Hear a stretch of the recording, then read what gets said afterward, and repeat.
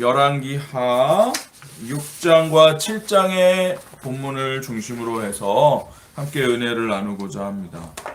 여러분들은 살면서 다퉈본 적이 있을 겁니다. 싸워본 적이 있을 것이고요. 위기에 빠져본 적도 있을 것입니다. 어떻게 극복해야 할까? 어떻게 해결해야 할까? 안절부절 못하다가 어찌어찌 통과하고 살아난 적이 있을 것입니다. 우리가 위기를 극복할 때 중요한 것은 그 위기의 본질이 뭔지를 파악하는 게 중요합니다. 본질을 파악하지 못하고 주변에 지엽적인 문제에만 집착하다 보면 우리는 결국 그 문제로부터 벗어날 수 없게 됩니다. 그러니까 중요한 것은 뭐예요? 내가 지금 처해 있는 상황이 어떤 상황이냐? 그 상황을 극복하기 위해서 정말 필요한 것이 무엇인가? 라고 하는 것을 깨닫는 게 중요합니다. 이 깨달음이 없다면 우리는 계속 코앞에 닥친 일만을 해결하고 허겁지겁 한 가지를 해결하면 또 다음에 밀려오는 또 다른 문제를 해결하고 그렇게 계속 허겁지겁 하다가 결국 본질적인 문제는 해결하지 못하고 실패하게 되는 그런 안타까운 상황에 빠질 수도 있습니다. 그러니까 우리가 하나님의 나라의 길을 갈 때 중요한 것은 뭐예요? 주님이 우리에게 보여주시는 부분을 보고 가는 게 중요합니다. 먼 곳에 있는 하나님의 나라, 그곳에 도달하기까지 우리가 갈 것을 상정하고 우리의 삶의 방향과 노선을 정해야지, 그게 아니라 내 앞에 지금 하나 있는 돌무더기, 그 앞에 있는 한 웅덩이, 그 옆에 있는 독충이나 뱀 이런 것들을 피하고 해결하는 그 부분에만 집착하다 보면 우리가 길을 잃어버릴 수 있다는 겁니다. 하나 해결하고 하나 해결하고 하나 해결했는데 가다 보니 나의 진행 방향이 전혀 다른 방향을 향해 가고 있더라. 우리가 산에서 길을 잃어버리면 그렇게 됩니다. 전체 흐름을 모르고 앞에 갈림길이 나오고 장애물이 나오고 시내와 바위와 나무가 나올 때 이리 돌고 저리 돌아 계속 길 따라 가다 보면 엉뚱한 데로 나오는 경험을 우리는 하게 되죠. 그런 겁니다. 방향이 중요하고 그 방향을 유지하기 위해 내가 무엇을 할까라는 전략이 필요합니다. 그렇지 않다면 우리는 새 속의 사람들과 똑같은 실수를 범할 수밖에 없는 것입니다. 오늘 본문의 상황은 그러한 위기 상황 속에서 어떻게 위기를 극복해 나갈 것인가 라고 하는 것을 알려줍니다. 어떤 시대냐 하면 아합 왕이 죽고 아합의 아들 여호람이 왕이 된 시대입니다. 아합 왕 때 엘리야가 하나님의 말씀을 잘 선포하였고 이스라엘을 이끌었잖아요. 근데 이제 엘리야가 하나님의 부르심으로 병거를 타고 올라갑니다. 그리고 그의 후계자인 엘리사가 이제 이스라엘의 선지자가 되었고요. 아합이 죽고 이세벨도 죽고 아합과 이세벨의 아들인 여호람이 이제 왕이 된 시대입니다. 이 시대는 굉장히 힘든 시대였습니다. 선지자들은 굉장히 궁핍하고 아주 어려운 시대를 살고 있었습니다. 그럼에도 불구하고 하나님은 이스라엘의 왕을 지켜주셨어요.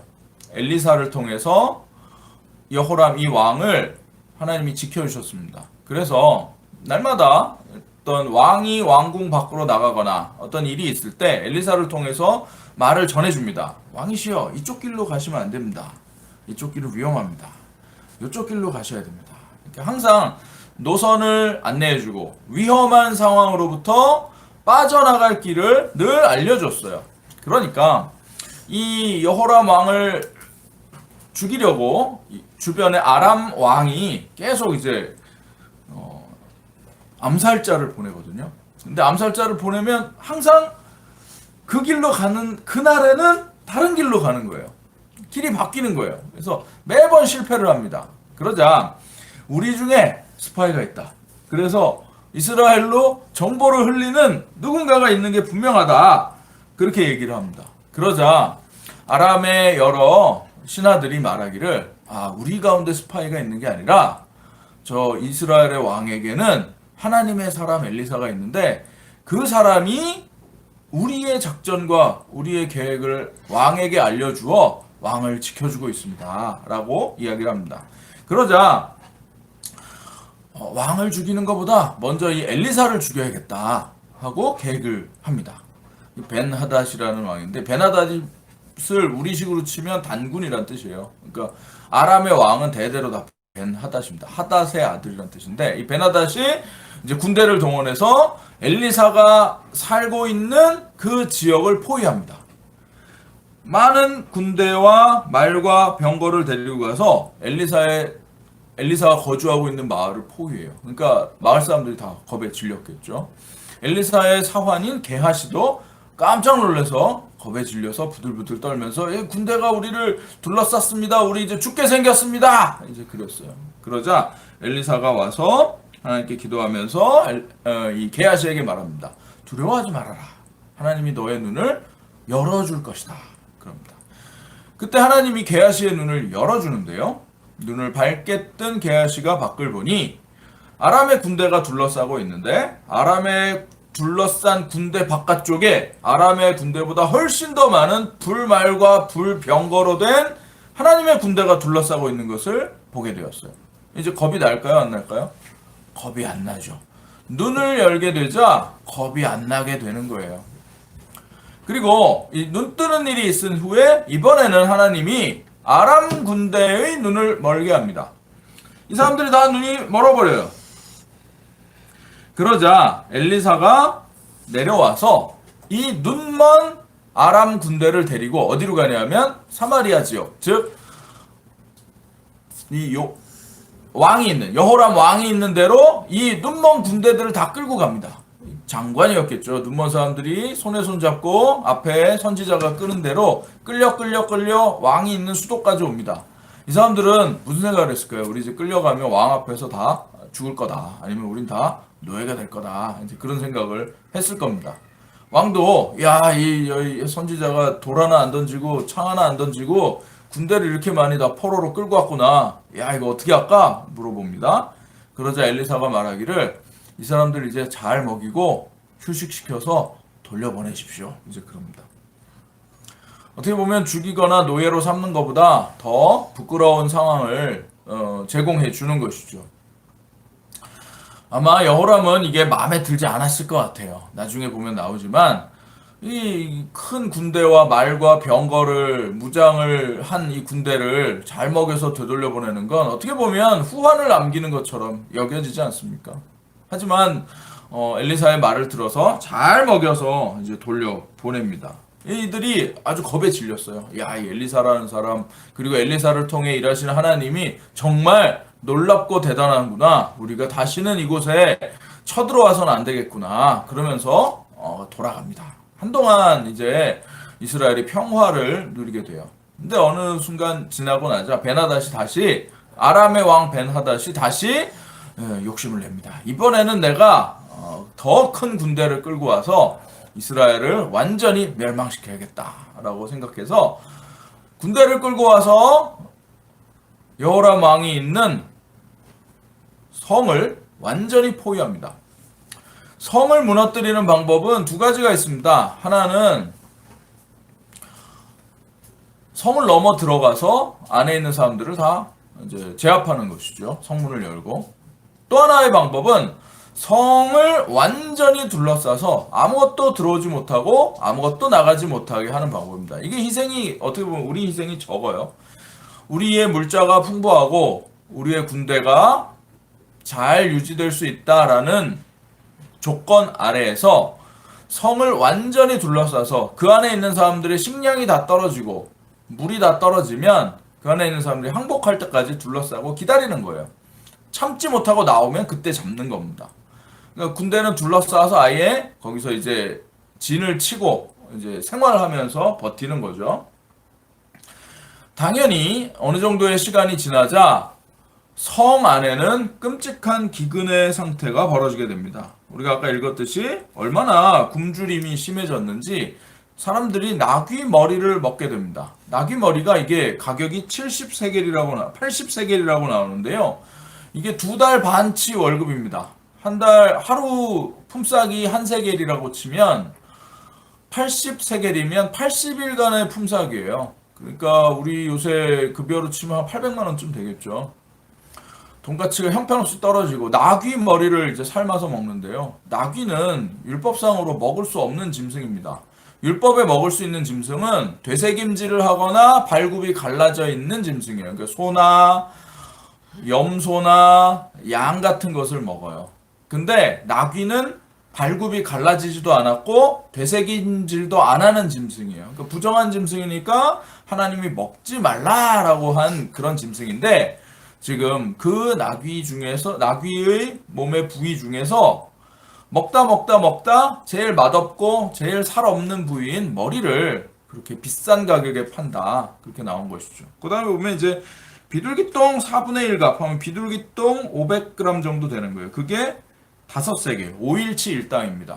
하루에 7만원 번다고 치면 35만원 정도 하는 거예요. 이게 똥을 먹었다는 얘기도 있고요. 사실은 이제 똥이 아니라 이제 비둘기 똥이라 불리는 잡초예요. 잡초인데 땅을 좀 파보면 이제 위에는 풀이고 흰 꽃이 펴요. 그 육각형으로 이렇게 6개의 꽃잎이 달린 꽃이 피는데 이스라엘의 별이라고 불리는 흔한 잡초입니다. 근데 그 뿌리를 캐보면 뿌리 위쪽에 이렇게 달래처럼 이렇게 알뿌리가 있거든요. 그거를 이렇게 삶거나 구우면 먹을 수 있어요. 근데 생으로는 먹어서는 안 돼요. 독이 있어서. 감자처럼 이렇게 독이 있기 때문에 삶거나 굽거나 해서 먹을 수 있는 거예요. 근데 그 잡초 뿌리가 30만원, 40만원쯤 되는 끔찍한 기근의 상황이 지금 성 안에 있는 상황입니다. 그리고 이것이 더 심해져서 이제 옆집 사람이 서로 자기의 자식을 잡아먹는 지경까지 이르게 됩니다. 왕은 이 이야기를 듣고 자기 옷을 찢어요. 그러니까 이스라엘의 아주 극도의 슬픔을 표현하는 모습이에요. 옷을 찢는다라고 하는 건 내가 이렇게 슬프다라고 하는 건데, 성경이 말하기를 옷을 왕이 찢었는데 옷 안에 아주 거친 베옷을 입고 있는 것을 말합니다. 이게 뭐냐면 왕이 지금 회개하고 있다는 뜻이에요. 어떻게 보면 내가 이렇게 고통당하고 불편하고 힘든 옷을 입은 것을 하나님 알아주세요. 내가 지금 하나님께 용서를 구하니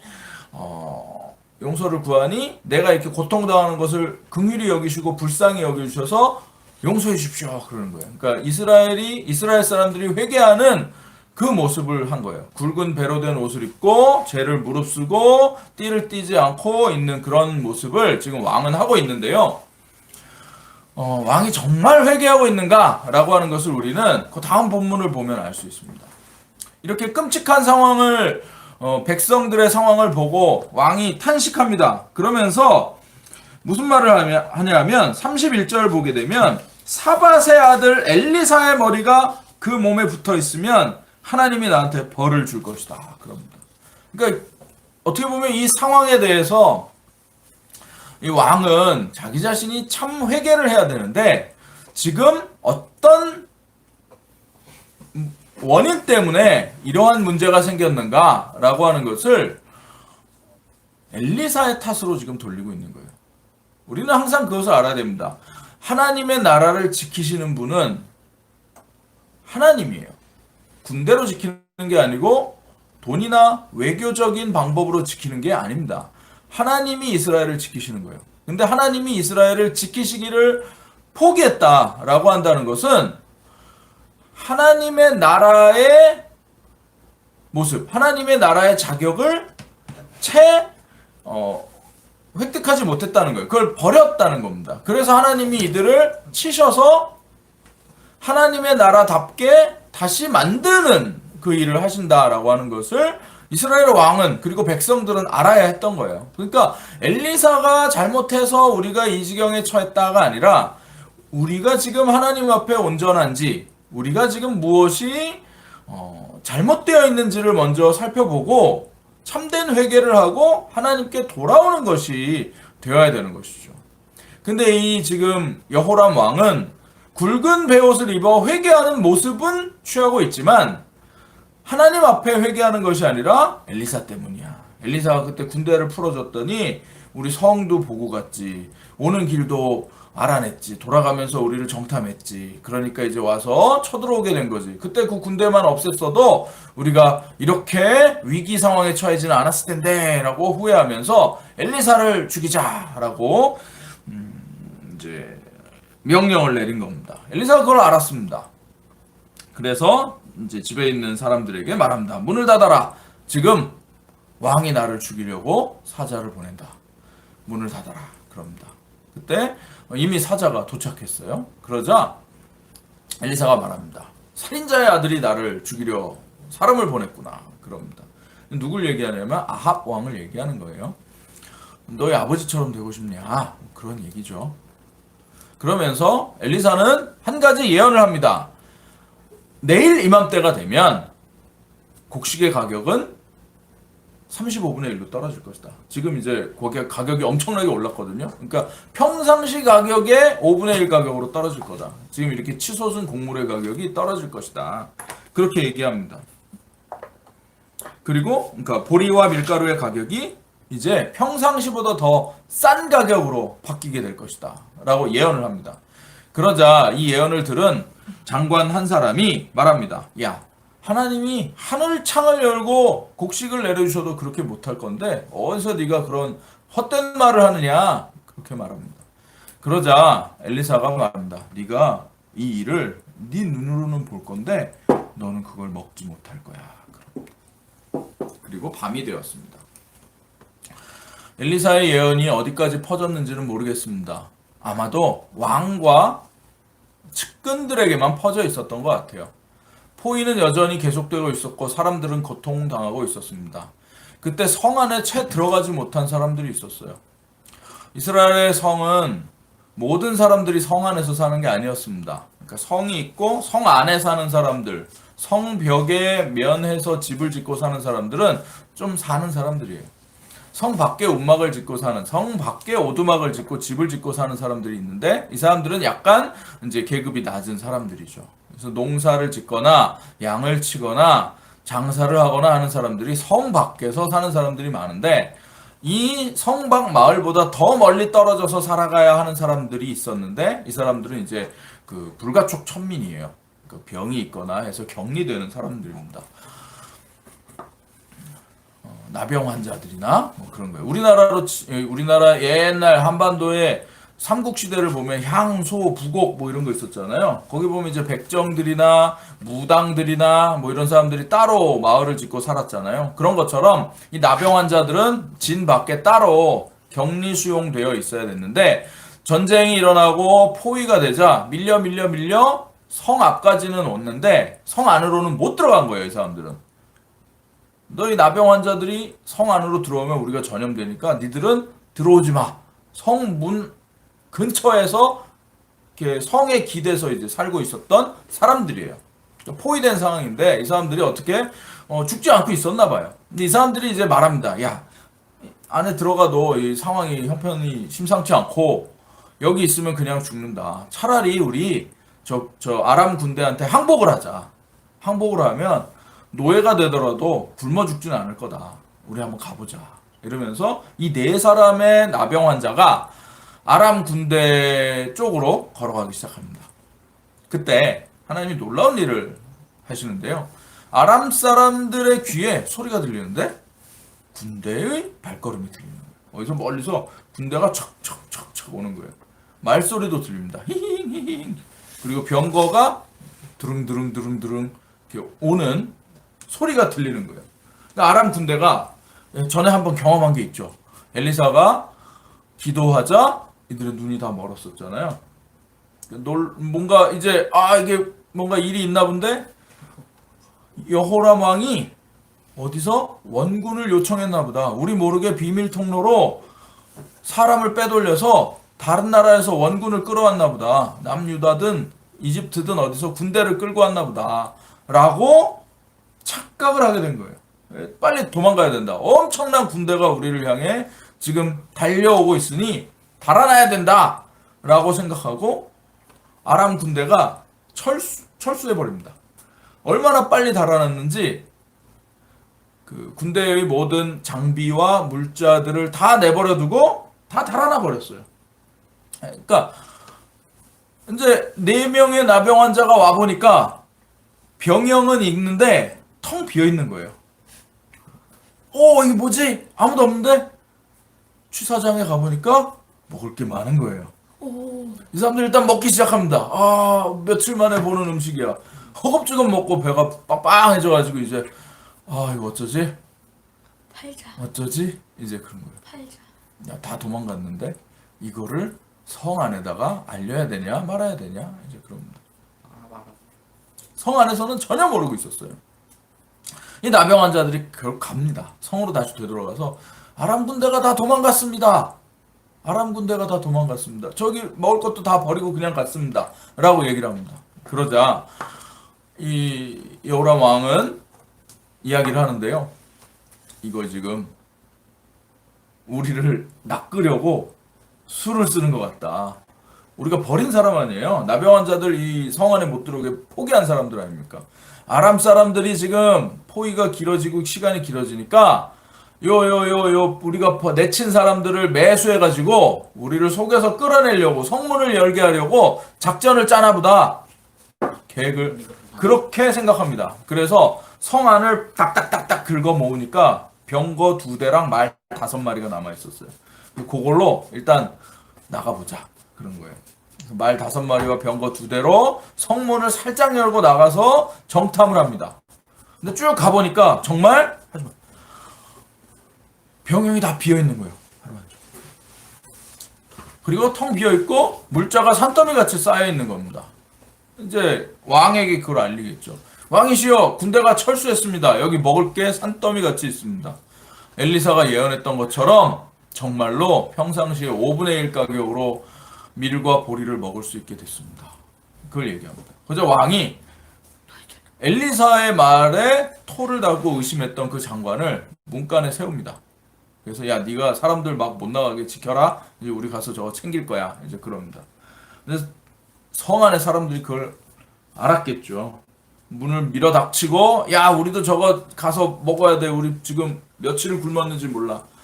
챙기러 막 달려나가는데 성문을 지키던 그 장관은 사람들한테 밟혀서 죽고 맙니다. 엘리사의 예언처럼 되어버렸죠. 그래서 하나님은 이스라엘을 지켜주셨습니다.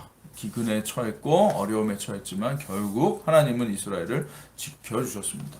오늘 본문을 통해서 알 수 있는 것이 뭔가요? 우리 문제의 본질을 잘 알아야 됩니다. 우리를 위기에 빠뜨리는 것이 무엇인지를 알아야 됩니다. 그래서 그것으로부터 그 위기를 극복하기 위해서 우리에게 필요한 것이 무엇인지를 아는 것이 중요합니다. 하나님의 말씀이 우리에게 올 때 보잘것없는 또는 내가 무시해도 될 만한 어떤 것을 통해서 우리에게 전달될 수도 있습니다. 마치 나병 환자를 통해서 오는 것처럼 또는 무기력한 한 선지자의 말처럼 우리에게 증거도 없고 근거도 없고 뜬금없는 구원의 메시지가 우리에게 올 수도 있습니다. 우리의 이성과 우리의 사고를 뛰어넘는 하나님의 일하심과 하나님의 역사하심이 우리에게 임할 수 있습니다. 우리는 이것을 어떻게 진실과 거짓으로 구별할 수 있을까요? 이것이 참되다 거짓되다라고 하는 것을 구별하는 하나의 기준이 있는데요. 그것은 하나님이 당신의 나라를 지키시고 다스리신다라고 하는 것입니다. 엘리사가 군대를 먹이고 아람 군대를 먹이고 풀어줘야 됩니다라고 하는 것에는 무엇이 있었냐면 이 군대가 가더라도 우리를 해치지 못합니다. 하나님이 이들보다 강합니다라는 믿음이 있었던 거예요. 근데 이스라엘은 그 믿음이 없었던 것이고요. 그렇기 때문에 포위당한 상황에서 두려움 속에 빠져 있었고 하나님의 구원의 약속도 믿지 못하고 의심할 수밖에 없었던 것이죠. 그 결과가 뭡니까? 장관처럼 구원이 임한 것을 보면서 그 구원을 누리지는 못하고 밟혀 죽어버리는 안타까운 일이 있게 되는 것입니다. 사랑하는 성도 여러분, 여러분의 삶 속에 위기가 있고 그 위기 속에 하나님의 구원의 메시지를 찾고 들으시는 여러분들이 되시길 원합니다. 하나님 말씀하십니다. 이 위기가 너를 괴롭거나 힘들게 할 수는 있지만 너를 넘어뜨리지 못하고 너를 죽이지 못한다. 내가 너를 지킨다. 라고 하나님은 말씀하십니다. 이 말씀을 믿으십시오. 지금은 어렵습니다. 매우 힘듭니다. 하지만 엘리사를 통해 하나님의 하신 말씀은 내일 이맘때가 되면 이 모든 일은 이전보다 나아질 것이다 말합니다. 이것은 단순히 지나갈 것이다.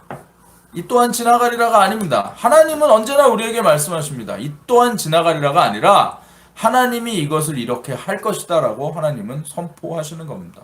그냥 상황이 나아질 때까지 기다리고 대기타라는 게 아닙니다. 사랑하는 성도 여러분, 하나님이 이루실 것을 믿고 믿음으로 나아가시기 바랍니다. 그것이 성도가 하나님의 나라를 살아가는 것입니다. 되어질 때까지 그냥 버티는 게 아닙니다. 하나님의 나라를 이루시기 위해 주님의 말씀을 믿고 살아가시는, 열심으로 살아가시는 여러분들 되시기를 주의 이름으로 축복합니다. 기도하겠습니다. 하나님 아버지 감사합니다. 주님의 말씀을 우리가 믿고 따릅니다. 불안하고 앞날이 보이지 않는 상황 가운데 내가 의지할 것이 하나님뿐임을 믿사오니 하나님 믿고 의지하며 내가 할 수 있는 최선의 것을 다하여 하나님의 말씀을 따르고 순종하는 우리 선한 이웃교회 되게 없어서 감사드리며 예수님의 이름으로 기도드렸습니다. 아멘.